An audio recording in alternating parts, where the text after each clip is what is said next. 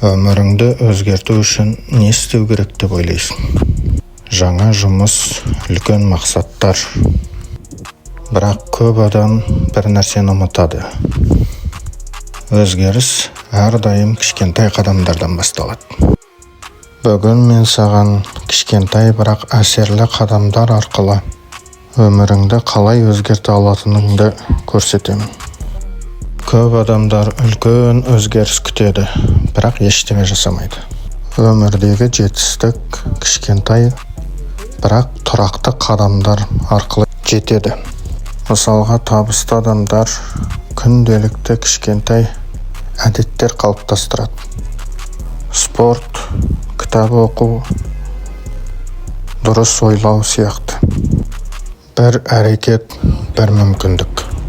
Психологияда бұған жай әсері деп атайды. Күнделікті жай әрекеттер үлкен нәтижеге апарады. Күніне 10 бет кітап оқу, жылына 10-15 кітап. Күніне 10 минут жаттығу, жылына мықты форма. Өзіңе нақты кішігірім мақсат қой. Күніне 5 бет кітап оқу, 5 минут медитация, 1 стакан су ішу сияқты. Миың үйренгенше күнделікті қайтала. Бір уақытта бір ғана әдетке көңіл бөл. Өміріңді өзгерту үшін ғажайыптардың күтудің қажет жоқ. Кішкентай қадамдардан баста. Ертең емес, дәл қазір.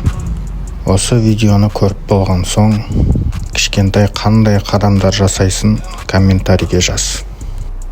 Егер саған бұл видео ой салса, лайк басып жазылуды ұмытпа.